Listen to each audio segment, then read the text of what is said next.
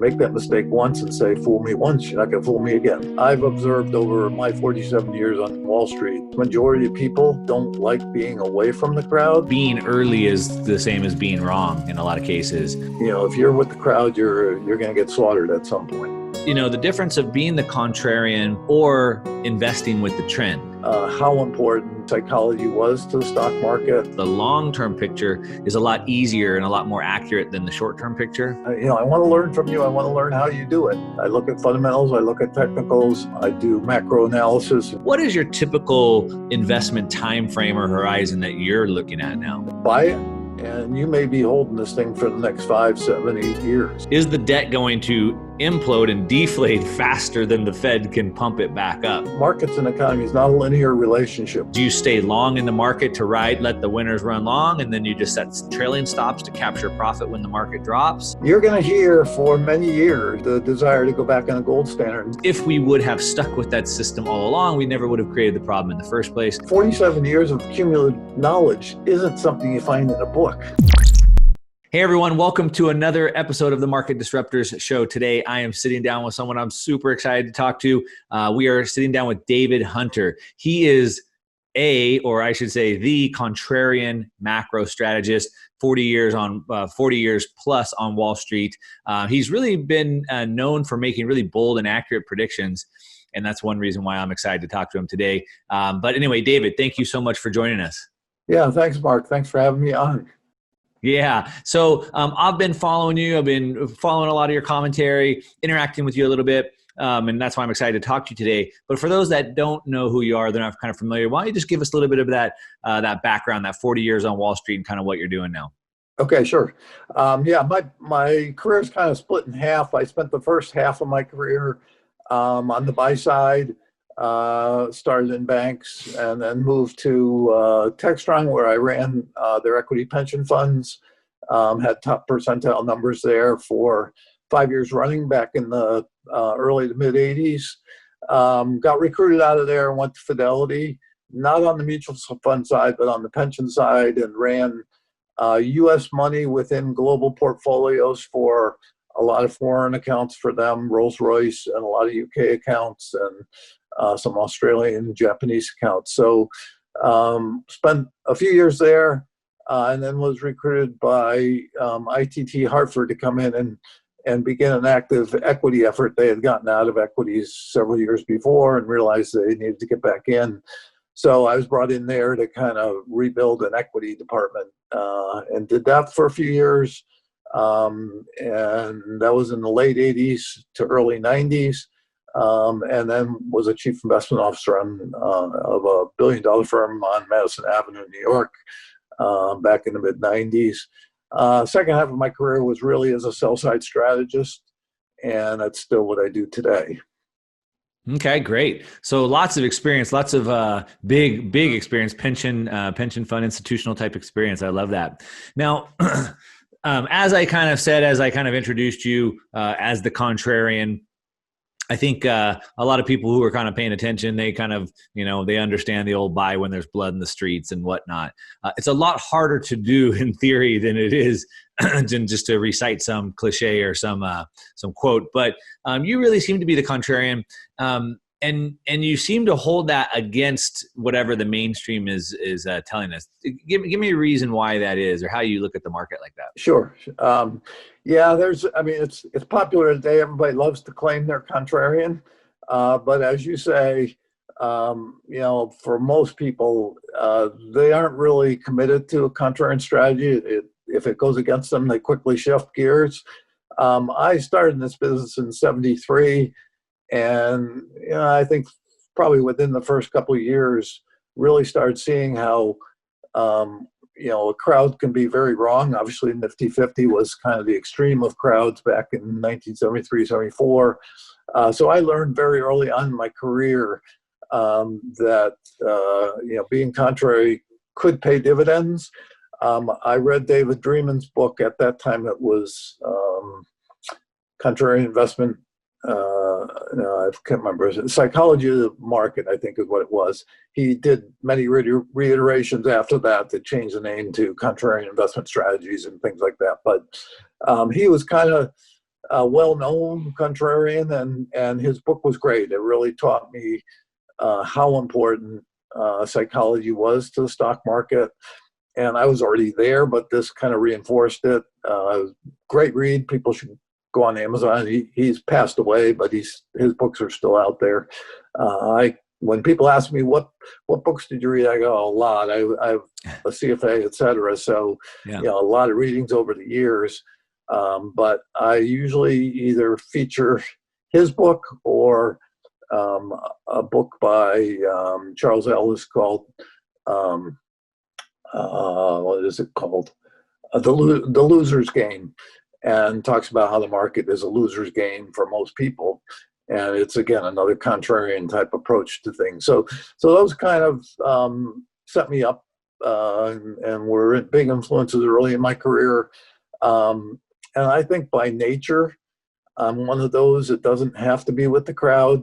I've observed over my 47 years on Wall Street that the vast majority of people really don't like being away from the crowd. They can try, but it's hard when things really go against you to stick with that. And as I say, I'm not a knee-jerk contrarian. There are times when I think it pays to be with the consensus, kind of in that middle meat part of the move. A lot of times I sound just like everybody else, but it's at the extremes, both the bullish extreme and the bearish extreme, where if you're with the crowd, you're going to get slaughtered at some point. Yeah, definitely. Now, for everybody listening, as I said in the intro, David is not shy about putting out kind of what he sees, kind of what he predicts, even giving levels. And so at the end, I definitely want to have him go over what these levels are for the S&P indexes, gold, et cetera. So we're going to go over those numbers. But before we so make sure you stick around to the end, because that's what we're going to get to. But I want to kind of dig into what your thought process is so we can learn how you're looking at the market and maybe what we can take from that. So I'm just curious, the difference of being the contrarian or investing with the trend, right? So people are told, don't catch a falling knife, wait till a trend gets developed, things like that. So is it different, like trend investing versus contrarian investing? Oh, for sure. I am very much kind of a hybrid, and I don't, there's nobody out there probably that does it like I do or quite like I do. I've just developed over the years a style. And as I tell people, because people on Twitter, as you see, will say, I want to learn from you. I want to learn how you do it. And I go, there's no real methodology to what I do. Some of it is feel, some of it is, as I say, kind of my shorthand is I look at fundamentals, I look at technicals, I do macro analysis and rely a lot on 47 years of macro background, and look at sentiment, and then put it all together and, come up with my conclusions. And there are times when I'm out of favor, and, I was bullish on gold, 3, 4, 5 years ago, because we had come down from 2011, and I thought, in 2016, you were beginning to start the next leg. Well, it had a nice run in 16, and then it spent the next few years consolidating that run. So there are times when I'm out of favor for a while, and, you hear it. But generally, I try not to get stuck in I was a value manager as a money manager, and I learned the hard way over time, buying deep value and saying, well, it will pay off eventually can really hurt a career. So I try hard to look at trends and not get stuck in just because something's cheap, it looks good. Yeah. They say that being early is the same as being wrong in a lot of cases. Right. Yeah. It's kind of a cliche, and there are times when I certainly, as a contrarian, will argue against that. I mean, I'm not somebody that really worries about market timing per se, but obviously the closer you can get to turning points, the better, and the more you're going to be seen as accurate. So.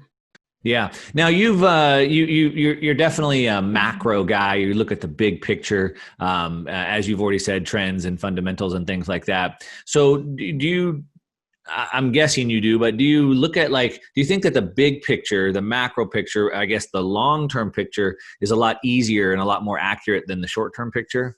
Yeah, that's a good question because so many people think the shorter the time frame, the closer you can be to being accurate. And all my career, because I was a value manager and through all my macro as a buy side and sell side person, I find you stretch it out and I can be pretty accurate. It doesn't mean I'm going to be accurate timing wise, but I can give you, and I get pushback or I get people kind of wanting to jump over one cycle to the next. And I've created the monster because I'll talk about things that might be out 7 or 8 years. And I have to kind of bring them back in and say, let's get through this cycle before we worry about the next one. Yeah. But yeah, I think longer term is an easier call from a big perspective standpoint. Sure. So a lot of people don't know what that means. What is short term? What's medium term? What's long term? And I guess everybody probably has different definitions. So running your funds, the pension funds, et cetera, that you were in before, and now probably your own investments.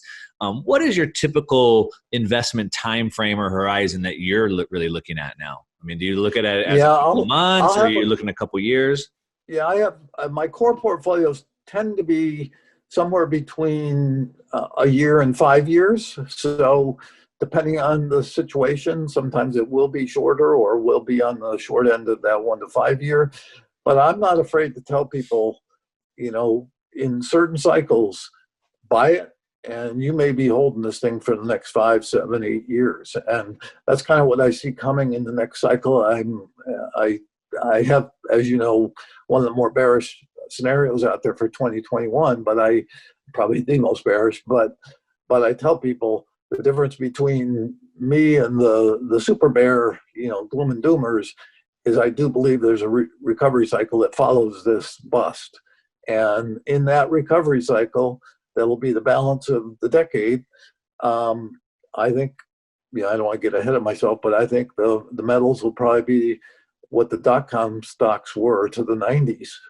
And so, getting in 2021 or 2022 and holding to 2027 or 8 may be the way to go. The trade of the decade, maybe. So I definitely want to get into that. But like I said, we'll kind of get into that at the end. We'll make sure people stick around for that. But really, so you're looking at like 1 year. I mean, obviously now we're talking 6-8 months or whatever, but a year. But right. I like that. But so that gives me a good idea on the time frame. But what type of indicators are you looking at? What are the main things that you're watching? I mean, you're a macro guy, so like Fed policy, interest rates. I mean, what are you looking at? Yeah, I think Fed policy certainly is a big one for me. And again, I do it a little differently than most. Something that served me well over the many decades is I am more of a money guy than an interest rate guy. I think the vast majority of the street thinks it's interest rates that drives the economy. And from a micro standpoint, that's true. Lower rates, increases lending, et cetera. But it's really from a Fed standpoint, it's the quantity of money, not the price of money, that I pay most attention to. And so, that certainly in March got me to be much more bullish than anybody else and saying, I've been probably the most critical person of Jay Powell for the last year, but he's finally getting up to speed, and since then has been. So quantity of money is a big one for me. Big picture charts what I always say is, if the macro and the technicals and the fundamentals all jive, it's like the three-legged stool. I feel my convictions can go up. If I only have 2 of 3 of those, then my conviction is going to be a little less. And if I only have 1 of the 3, I'm probably not going to be there yet. And what were those 3 again? Typically fundamentals, which can be macro fundamentals, the technicals, and then Fed policy. Now, it's interesting, the Fed policy. You talk about the money, quantity of money. Is that kind of like Stanley Druckenmiller? I think he talks about that quite a bit. Kind of like a somewhat in line with his school of thought.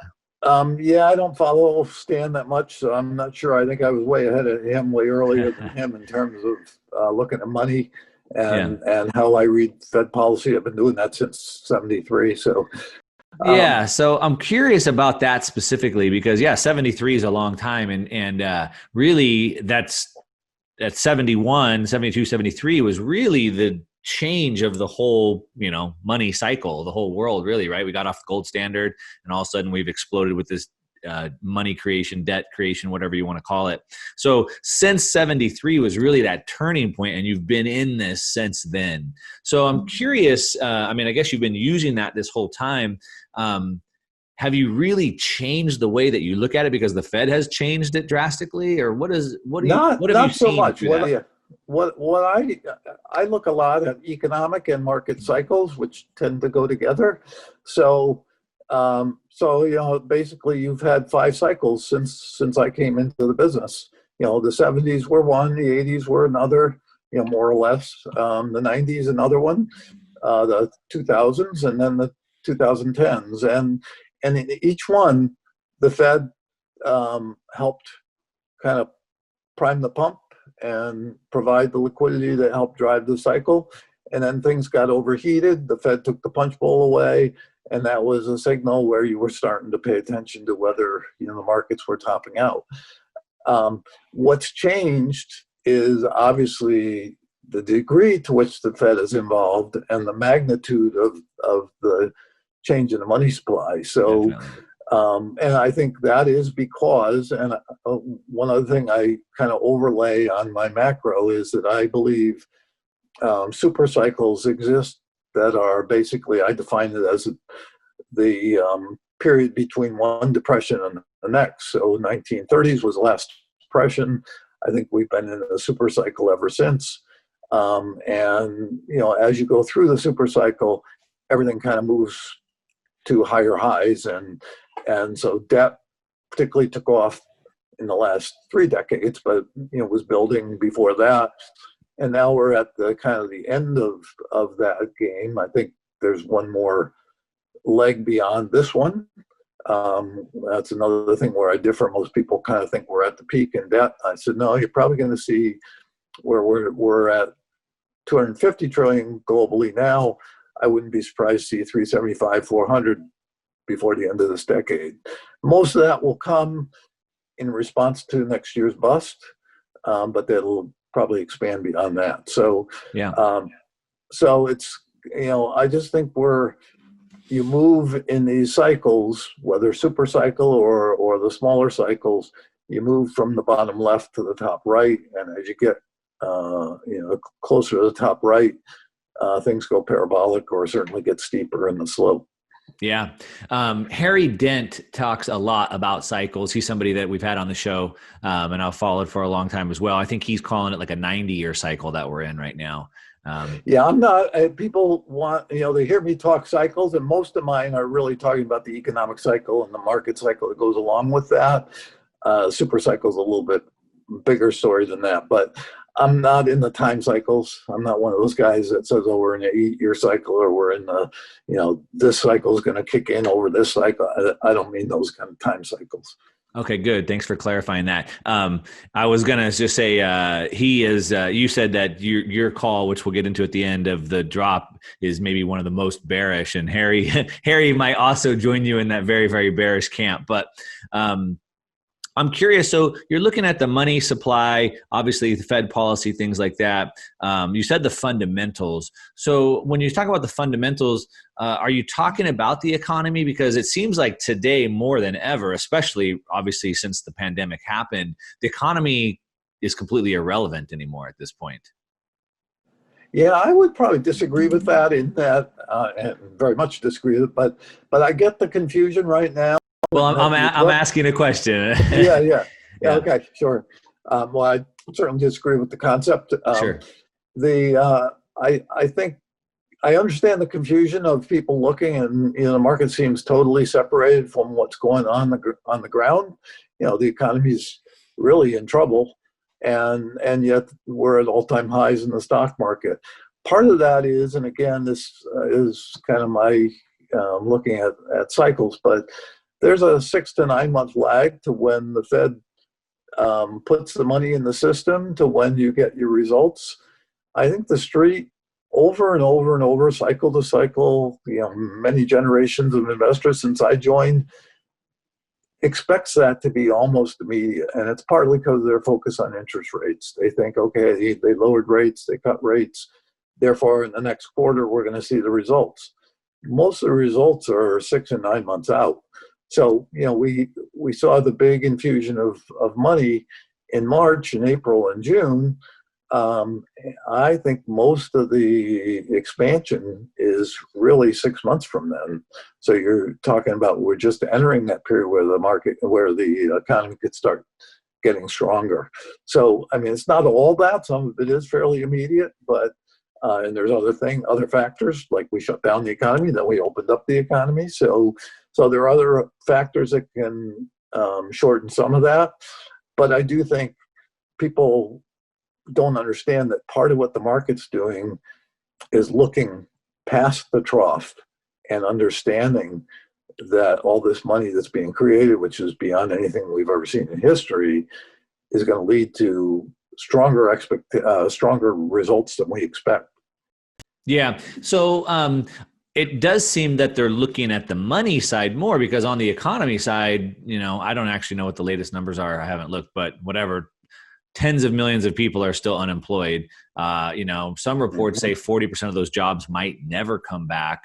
Obviously, with the stimulus programs that we have, a lot of people may choose to never come back because of the stimulus and whatnot. And so, from an economy standpoint, I mean, my stores in my area are still operating at a 20, 30% capacity, right? So travel's never coming back or whatever. So and then we have obviously the real estate thing with the pent up foreclosures, forbearances, et cetera. So I don't know, just from the economy standpoint, it is very difficult to get back to that, or why we're at that all time high. I get what you're saying, where it's like, the market's like a discounting mechanism. So it's basically projecting where we'll be in the future. The market and the economy work on different time frames, right?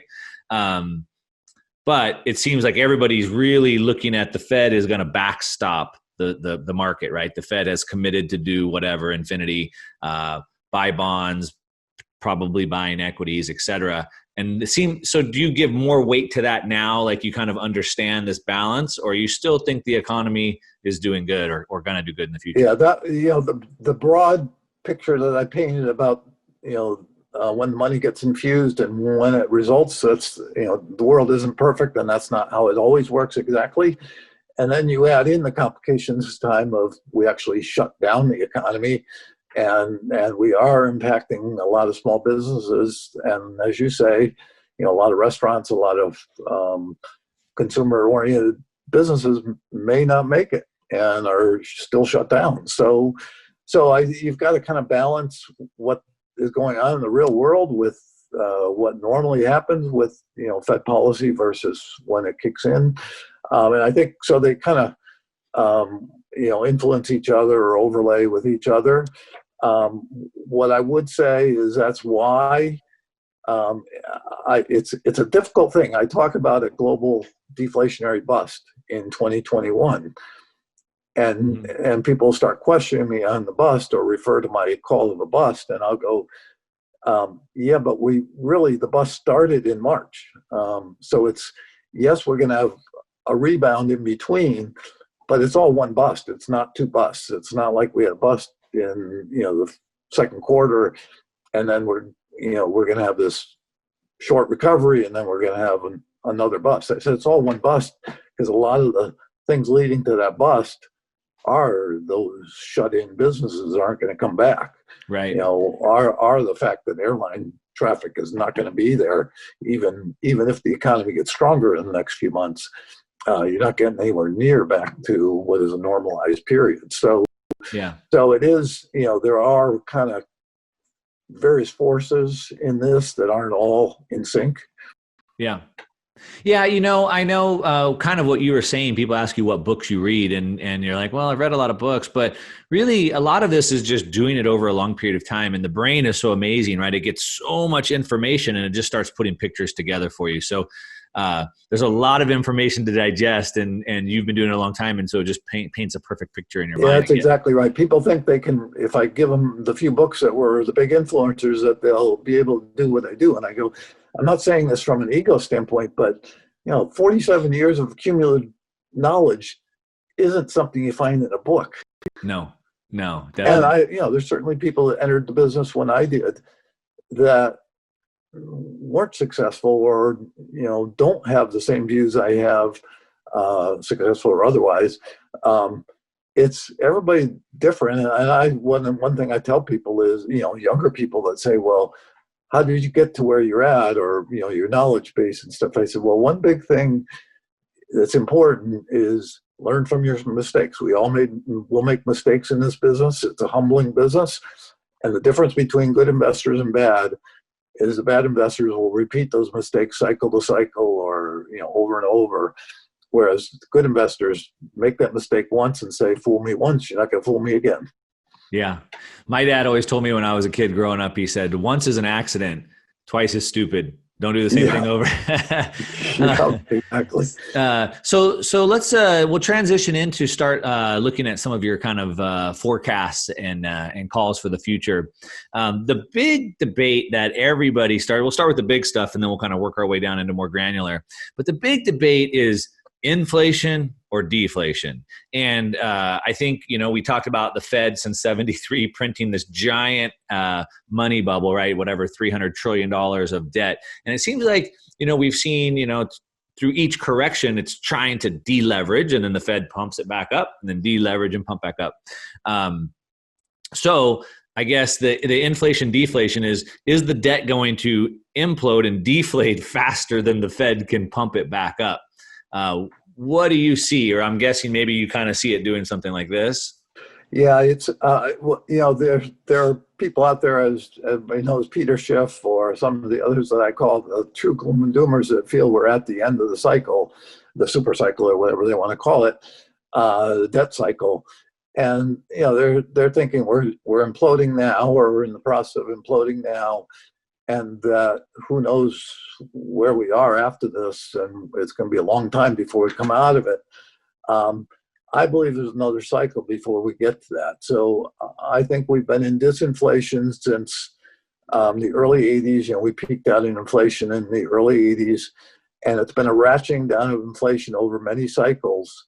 And what happens is the Fed and policymakers tend to overshoot. So they are so worried about what they're in now that they can go too far. So amazingly, and I've said this for many years, inflation reached obviously 20% in 1981. Yep. Amazingly, that was 40 years ago, and we're still worried about inflation, even though inflation has come down from 20 to almost zero. So that was a very traumatic period, and you weren't there. Obviously, you're younger than I am, but a lot of people in the business today never, unless you were there, it's really hard to understand how traumatic that was. We went from middling inflation 5-6% to 20% inflation in 5 years. But is a lot of that because of the way CPI has changed? I mean, obviously, home prices, gasoline prices, milk and steak prices, education, healthcare for sure have all skyrocketed, and the money supply has all skyrocketed since the 80s. So even though the CPI, or what the Fed looks at as inflation, is down, the reality is most people see inflation, or no? Yeah, I would say no. I mean, yes, for sure. There's elements of the economy that have seen inflation go a lot higher. So that, you get that argument a lot of, yes, the indexes say we're disinflating or we're moving towards zero inflation, but people's real pocketbooks know that that's not the case. Right. But overall, I don't think it's so much manipulation of indexes or anything like the inflation index or anything like that. I really do think, and it's global, we got such excess capacity in a response to, don't forget, just a little history. In the late 70s, early 80s, we went through a huge boom of expanding heavy industry capacity. I mean, steel, autos, paper mills, et cetera. Everybody got caught up in that inflation cycle, and commodities were going crazy, energy was going crazy. And you had this huge buildup of capacity. And then all of a sudden, because inflation was running away and the economy was very overheated, it took a Paul Volcker to come in and say, and frankly, it was that problem of most people are Keynesians and look at interest rates, not money. G. William Miller was Fed chairman, and he's sitting there going, in the late 70s, and he's going, I'm raising rates, so I'm tightening. But he was raising rates at much lower levels than they would have been if he had left them alone. But he was pouring money in to keep rates from going too far up or too fast. As a result, he was pouring fuel on the fire, the inflation fire, and we went from 5% inflation to 20% inflation in a few years. Yep. And that was all part of the commodity boom, et cetera. When Volcker came in and said, okay, I'm no longer worrying about targeting rates, I'm going to let rates go where they have to. We're tightening the money supply down. That was, the first step towards a monetarist approach, saying money's important, money's what's causing this. And they really have off and on with Volcker and then Greenspan and some extent Bernanke, that continued to be the process. And so whenever things got out of hand, they brought, they kind of brought it back in again. So I think it was a ratcheting down of inflation because they did understand money creates inflation. Now they've gone so far that I think next year is deflation. And when we get that, again, the gloom and doomers think it's, we're down for the count. I argue, and I've been arguing this for 5 years because I've been talking about a bust coming, that, and probably longer than that, but that in a bust, we will see money, and I've been saying for a few years, you'll see the Fed balance sheet grow to 20 trillion, maybe even 30 trillion. And it's because in that global bust, the Fed has unlimited ability to print because they don't have to worry about inflation. There's a 6 or 9 month lag to the economy. There's a 2 or 3 year lag to inflation. So that's where I disagree with a lot of people on the street today, economists, et cetera, who are worrying about inflation now. I go, no, the money that we're creating now is going to lead to hyperinflation down the road. But you're 2 and 3 years away from that, maybe longer, because next year's deflationary bust. Got it. Okay. So yeah, that makes sense. So then if I'm following that line of thought, or I should say to recap, basically what you're saying is we're going to see we've been in deflation. We're going to see a big deflationary move because of the bust coming sometime next year. But the reaction of the Fed, which is then to just jump in and print unlimited, as you said, 20, 30 trillion, then so we have continued deflation, a sharp drop in deflation, but then the reaction, the 20, 30 trillion printing then pushes us into inflation or hyperinflation even. Yeah, just to correct that a little bit, we're in disinflation still until you get into negative inflation. It's disinflation. It's inflation growing at ever lower rates. Oh, gotcha. So we're still above zero. So it's disinflation. We go into deflation next year because the economy goes into a double dip. We had the first dip March through June or whenever, March through May. And I think next year is a much bigger step down in the economy. And we're so close to zero on inflation, even if we get an uptick in the next 6 months, that you're going to easily go through zero. And I actually think you could see 3 to 5% deflation. That's a big number. Yeah. I would say the vast majority of people that think they understand deflation today think of deflation in terms of what Japan experienced, several years ago. Their economy still was close to zero or above. Deflation was maybe slightly below zero. I'm talking about something we haven't seen since the 30s. 3 to 5% negative inflation, an economy where you're going to have down double digits in GDP. So we saw the kind of the precursor of that in March and April. But I think we'll see it for much of next year. And people go, if the Fed's printing money, why would you believe money is going to keep you afloat, I think two things. One, as has been said a lot by others, the Fed can take care of liquidity in the short run. Insolvency is a different story, and I think by the time we get to next year, there's a lot of companies that just can't hold on. And there's, you see me on Twitter say this a lot. Markets and economies it's not a linear relationship.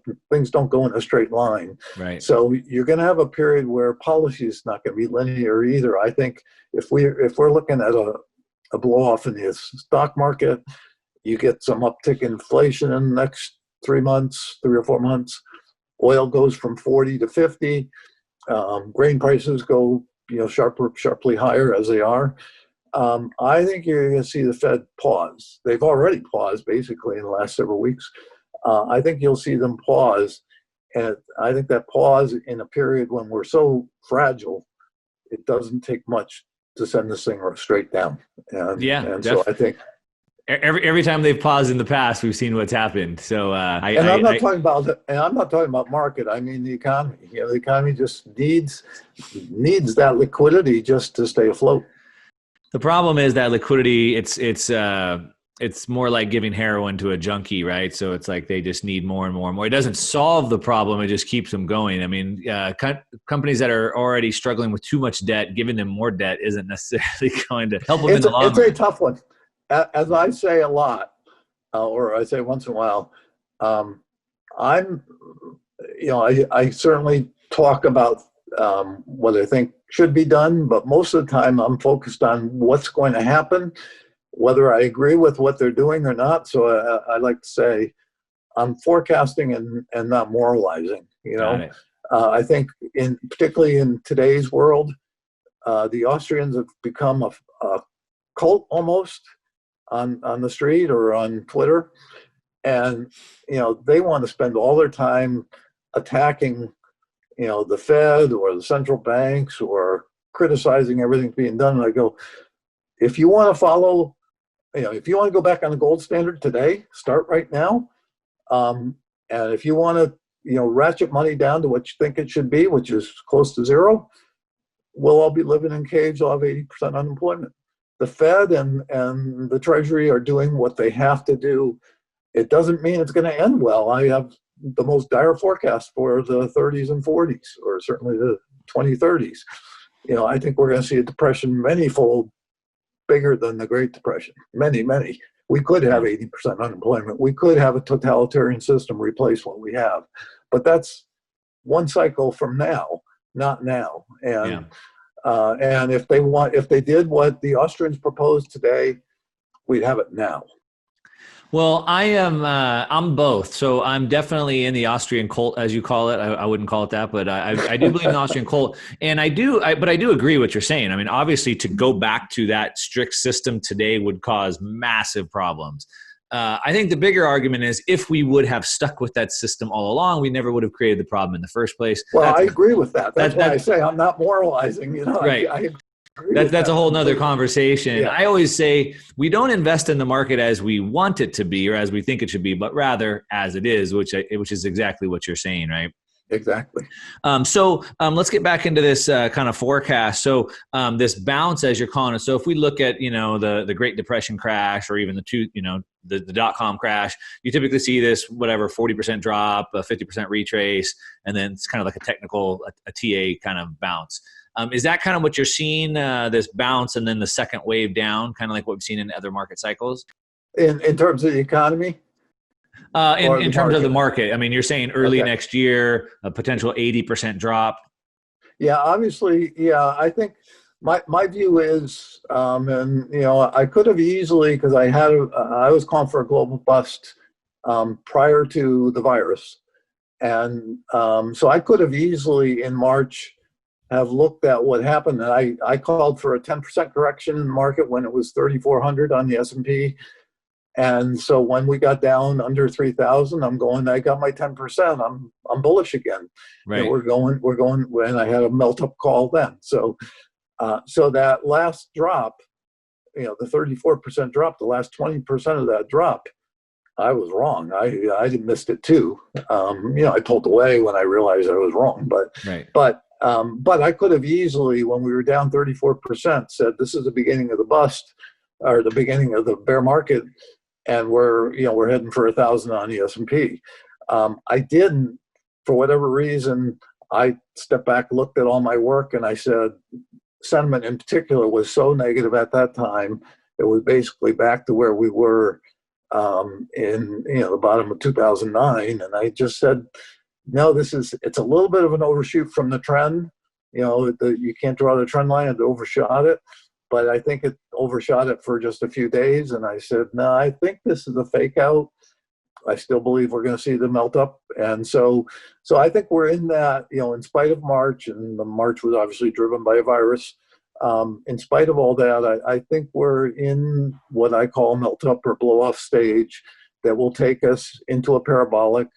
I have used 1982 as the secular market bottom, and I said I could go back to 74, but I use 82 because I think that was the beginning of the disinflation, the peak in inflation, the beginning of the disinflation cycle, and most of what's driven the secular bull market has been interest rates going from 15% to zero.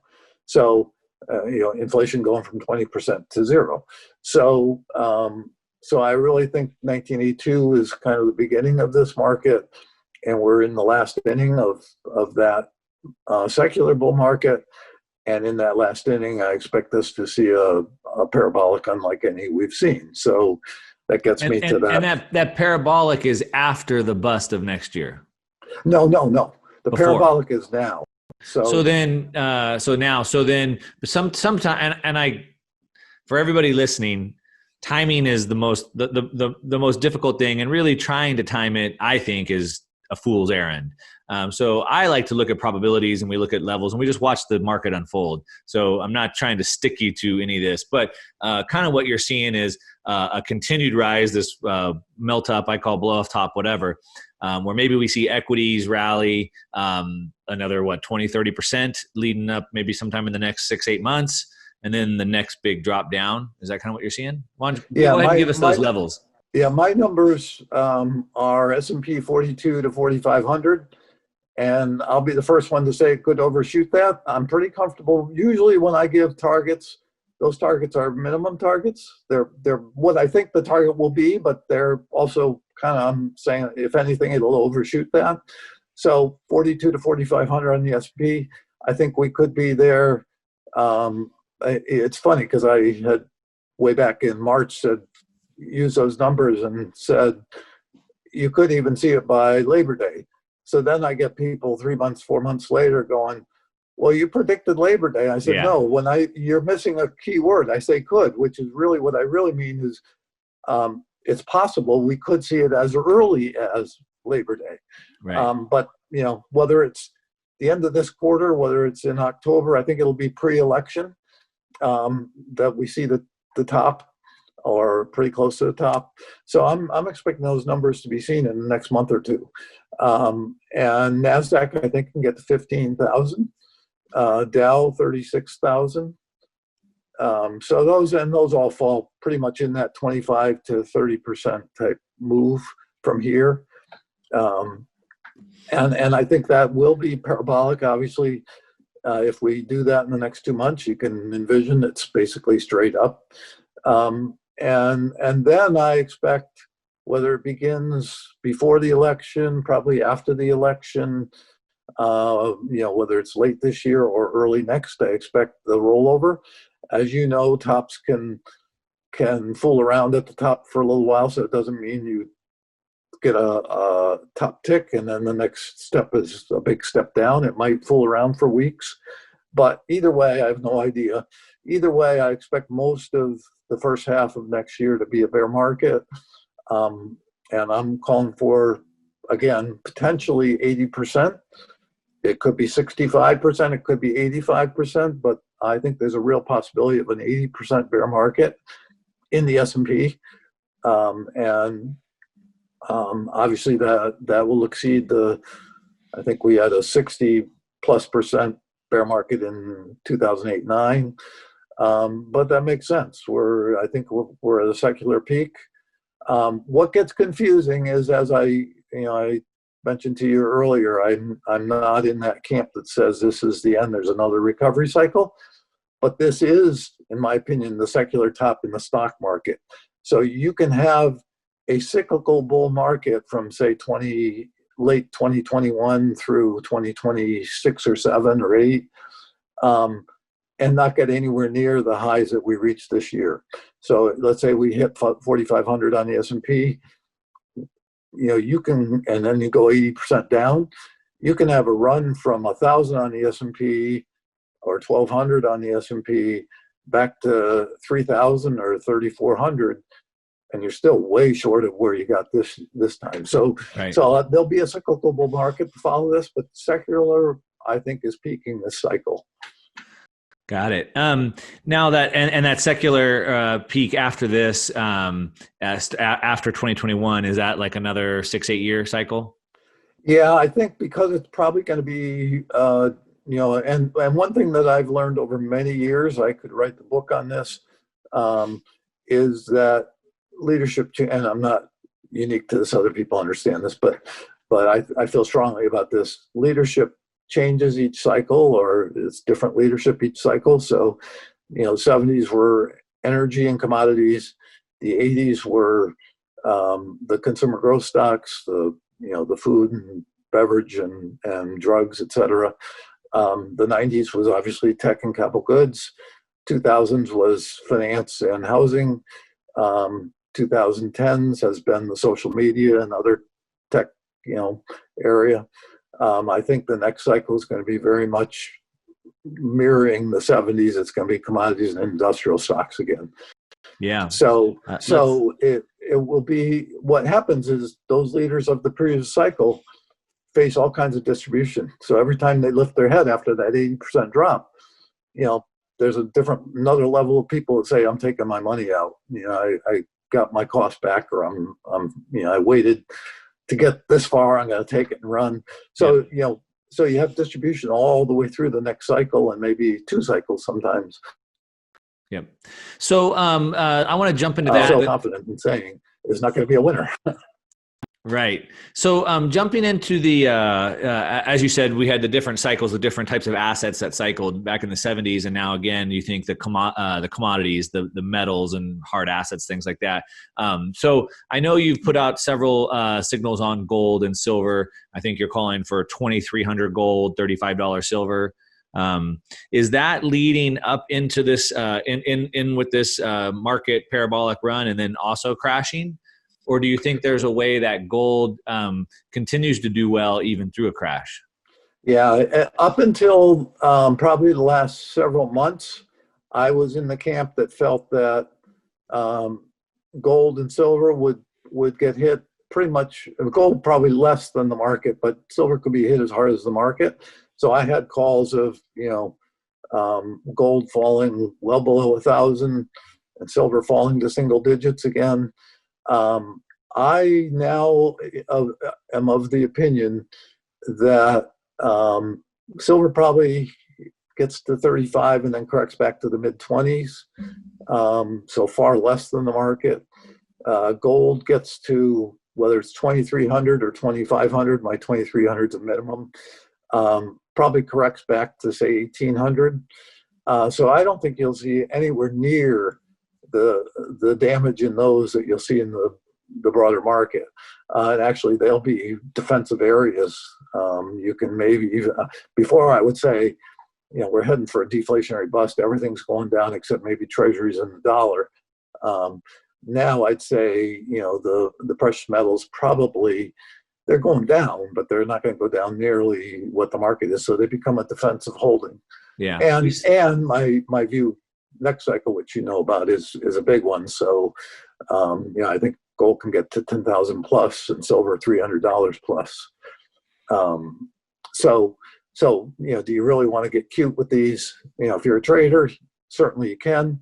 If you're an investor, you can hold these through the bust, I think. Yeah, I love that. In 2008, as you said, the equities fell about 60%. Gold only fell about 25%. So it fell, but it was a much better place to be. Losing 25% is better than 60%. Of course, the response to the crash, which was massive money printing, caused gold to shoot right up. And of course, you're saying the exact same thing in this cycle, that the response will be, instead of what was it in 2008? It was about $1 trillion. Now you're talking 20 to 30 trillion. So look at the magnitude of what that can do, which is obviously, I'm guessing, why you're getting to that $10,000 call. Absolutely. And it's it's a global bust. We're going to get hit hard, but other parts of the world, like Europe, probably get hit even harder.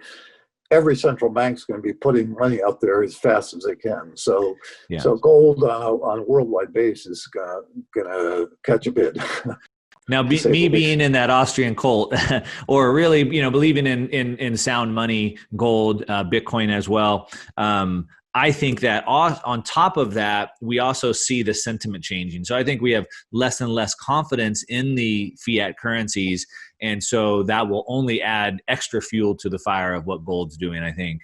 Yeah, 100%. I agree with that. I think you're going to hear for many years the desire to go back on a gold standard. And probably we're closer to that today in terms of a mindset than ever before, or certainly in the last many decades.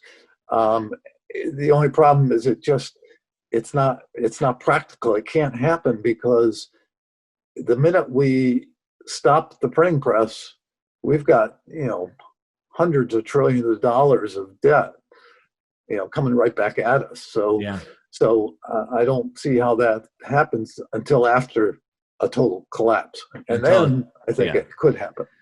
Yeah, I mean, a total collapse where all the currencies collapse, people lose complete trust in currencies. And the only way to restore trust, because everything has to be revolving around trust, so the only way to restore trust would be to go back to at least some sort of a fractional reserve or gold system or something like that. All right. I'm curious, what are your thoughts on Bitcoin? I do not follow Bitcoin, and I'm skeptical. And I fully admit that it could be a huge, huge winner. I don't think we know enough yet to know how it hasn't been battle tested. And but isn't that what gives you the asymmetric upside? Because it doesn't, information's not out there. It's not efficient. Yeah, but right now you've got so many particularly fast players in it. A lot of retail, but certainly a lot of guys that didn't necessarily do a great job as hedge fund managers, guys that had big followings, but then blew up. And so I think I know who you're talking about, but we don't have to name any names. And so I just think it's easy to kind of, and certainly it fits a narrative that people are very distrustful of the central banks and the governments. And so it fits a narrative that this goes outside of that. And I really want to see how it comes through the bust before I'm going to say, this is a long-lived alternative to gold, for example. What about people like Paul Tudor Jones? 1% portfolio allocation. Wishing now he would put 2% allocation towards it, but I mean 1% portfolio allocation just to sort of kind of set that portfolio up better. Yeah, I operate on, the reason, as you see me on Twitter, some people think it's ego or, stubbornness or whatever. I'm a conviction guy. If I have, 47 years of stuff that can help me have conviction, I'll stand by something that I say and where everybody else is folding. Yeah. I can't have conviction in Bitcoin, so it just doesn't. I'd much rather be in gold and silver because I have complete conviction that, I can miss it on short-term moves, but I know where it's going. Got it. Okay, makes sense. And I 100% agree with that. I always tell people the same thing. It's all about the conviction. Like, I can't tell you the exact allocation or percentage or whatever. Like, you need to know how you feel about it. It's got to fit your your risk parameters. If you're a guy that gets nervous and can't sleep on something, don't go there. Yeah. Exactly. Now, I know we've gone long. I want to wrap it up here. I'd just like to ask kind of maybe one more question that we'll kind of wrap it up with. But obviously, you've given us some pretty, pretty good calls. I mean, we have levels here. You've kind of given us timeframes, et cetera. So how are you personally, or how do you see playing this out? So do you stay long in the market to let the winners run long, and then you just set trailing stops to capture profit when the market drops? Are you trying to time the market? Like how do you play this, or what would you say? I really stay away from any kind of trading talk, because for two reasons. One, I'm not a trader, but two, I have to walk a really careful line as a strategist. I'm not a registered investment advisor, and people get mixed up between what's advice and what's, Sure. as long as I stay talking my macro, I'm fine. Got it. And also, you really have so many different people out there with different risk. Some are risk averse, some are not. People have different financial situations. So I really hesitate, even if I could, providing any kind of blanket advice. What I will say is I do think that next year is a year where capital preservation is going to be supreme. And as I said before, I think the dollar, and I'm a bear on the dollar short term. I'm looking for 85 on the dollar here. Yep. on DXY. But I think the dollar will be one of only two things. The U.S. Treasuries and the dollar will be two things that will buck the downside in the bust. I think we'll see the 10-year down to zero next year, early next year. And I think the dollar could go as high as 140. So, those are places where you can hide when you deem it time to preserve capital. Yep. I would also say one last thing, and that is that, and I could be wrong, but I suspect, if anything, this bear market is going to be faster than 2008-9. Just because of all the derivative exposure and leverage in the system, those things speed things up and make them exacerbate them. So I'm thinking this thing, you could see 3 or 4 or 5,000 point down days. I don't know. I just think it's going to happen very fast when it happens. Yeah, I can appreciate that answer, and you definitely can be giving advice to people. It's such a big, broad subject. But for those listening, let me try and decipher that just a little bit. You talked about a very sharp and severe drop, but then of course another huge cycle up. So for those that have a very long time preference, you could just hold through that. As you talked about with the gold cycle, probably might be a good way to do that. Yeah, for sure in the metals. For sure in the metals, right? But nobody wants to sit through an 80% drawdown or 60% drawdown or whatever that is. So follow the trends, look at your levels. I like to manage risk. So allocations, position sizes, and of course, stop losses. I'd recommend that for anybody. Of course, everybody has to figure out what their own risk management is, but look to those tools. Because nobody wants to sit through an 80% drawdown. And as David is saying, the dollar is going to be strong. So it might not be a bad place to hide out. Okay. Did I cipher that okay? Yeah, that was fine. And I think most people know, but you drop 50%, you have to double to get your money back. So that's right. So losses those are big asymmetric. hits really become costly, and especially if this is a secular top.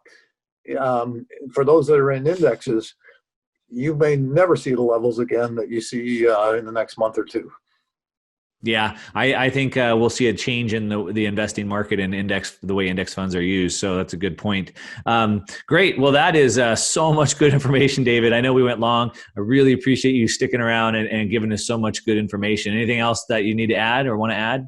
I will just echo what you just said. I think indexes have, in a disinflationary environment, indexes thrive because it's all about PE multiple expansion. In an environment where I'm describing, we didn't talk bonds, but in an environment where I'm describing interest rates going from 0 to 15 or 20 again, I think you could reverse the entire disinflation cycle over the next decade. You're going to have the reverse, which means multiple contraction. That is not an environment for index funds. So, we've been lucky in this cycle because people could just throw their money in an index fund and probably outperform most active managers. In the environment I see coming after this bust, I think it's going to be quite the opposite. Great. What a great note to end on. David, I appreciate you so much for taking this time with us. For everybody listening, I am going to make sure to link in the show notes. You do a quarterly newsletter. So if anybody wants to get more information from you, I'll have a link to that as well. Of course, as you've already said, we've talked about you're very active on Twitter. I would highly recommend to follow David. Again, I'll link to his Twitter down below in the description as well. Anywhere else that they should follow? No, that's good. That's perfect. Okay. So that's it. So again, David, thank you so much. Okay. Thanks, Mark. Really enjoyed it.